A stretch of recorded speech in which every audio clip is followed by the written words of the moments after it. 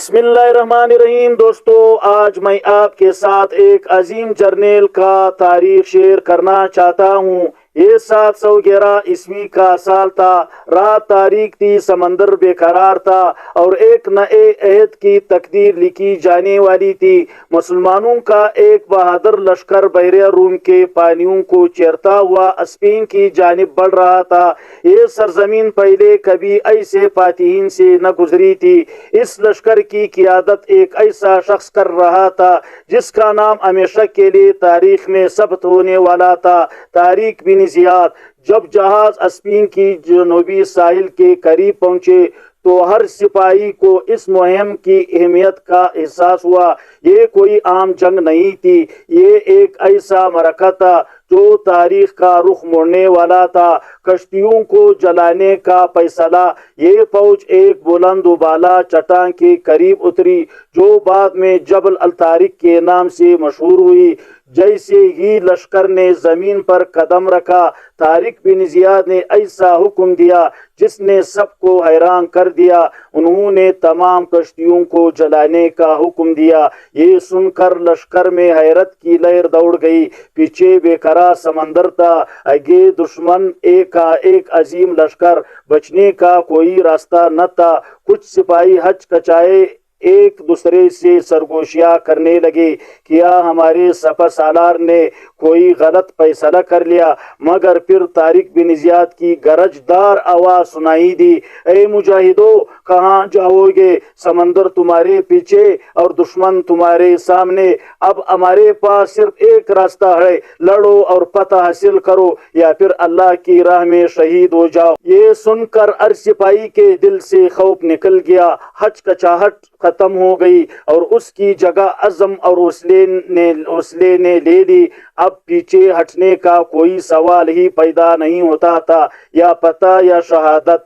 دوسری طرف رودرک، جو اسپین کا عیسائی بادشاہ تھا، ایک زبردست فوج اکٹھی کر چکا تھا۔ وہ سنہری زرہ پہنے ایک شاندار گھوڑے پر سوار تھا اور اس کی فوج مسلمانوں سے کئی گنا بڑی تھی۔ مگر طارق بن زیاد نے نہ گھبرانے کا فیصلہ کیا، نہ پسپائی اختیار کی۔ انہوں نے اپنی فوج کی حکمت عملی سے مختلف حصوں میں تقسیم کیا اور زمین کے فائدے کو سمجھتے ہوئے ایسی ترتیب بنائی کہ دشمن کی تعداد زیادہ ہونے کے باوجود ان پر بھاری نہ پڑے۔ مسلمانوں کے پاس تعداد کی برتری نہیں تھی، مگر ان کے پاس وہ چیز تھی جو دشمن کے پاس نہیں تھی، ایمان کی طاقت۔ جنگ کا آغاز ہوا، تلواریں چمکنے لگے، نیزے فضا میں بلند ہونے لگے اور مجاہدین کے تکبیر کے نعروں سے زمین لرزنے لگی۔ اللہ اکبر، اللہ اکبر۔ مسلمان سپاہی شیر کی طرح دشمن پر نوٹ پڑے۔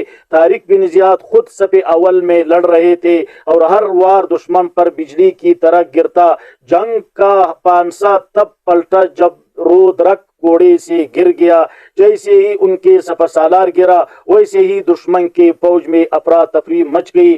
چند ہی گھنٹوں میں جو فوج لاکھوں میں تھی وہ ٹوٹ پھوٹ گئی۔ مسلمانوں نے اندلس کو فتح کر لیا۔ فتح کے بعد طارق بن زیاد نے ظلم و جبر کے بجائے عدل اور حکمت کا نظام قائم کیا۔ وہی زمین جو پہلے جبر و استبداد میں جکڑی ہوئی تھی، اب امن، انصاف اور علم و حکمت کا مرکز بن گئے۔ کرتبہ، غرناطہ، اشبیلیہ جیسے شہر علم و ہنر کے مراکز بن گئے۔ دنیا بھر سے علماء، سیاستدان اور دانشور یہاں آنے لگے۔ مسلمان حکمرانوں نے ایسی جامعات، لائبریریاں اور تعلیمی ادارے قائم کیے جنہوں نے آگے چل کر یورپ کے دور نشاط ثانیہ کی بنیاد رکھی۔ طارق بن زیاد کی میراث۔ طارق بن زیاد محض 7,000 سپاہیوں کے ساتھ اسپین پہنچے تھے، جبکہ ان کے دشمن کے پاس 1,00,000 سے زائد فوج تھی۔ مگر حکمت، بہادری اور ایمان نے انہیں تاریخ کی سب سے شاندار فتوحات میں سے ایک عطا کی۔ وہ صرف ایک فاتح نہیں تھے بلکہ عزم، قیادت۔ وہ صرف ایک فاتح نہیں تھی بلکہ عزم، قیادت اور توکل علی اللہ کی ایک اعلیٰ مثال تھے۔ ان کی کہانی ہمیں سکھاتی ہے کہ اگر کوئی شخص اپنے مقصد پر مضبوطی سے قائم رہے اور پیچھے ہٹنے کا راستہ ہی نہ رکھے تو ناممکن بھی ممکن ہو جاتا ہے۔ اور یوں اندلس کی وہ شمع جل اٹھی جس کی روشنی صدیوں تک قائم رہی۔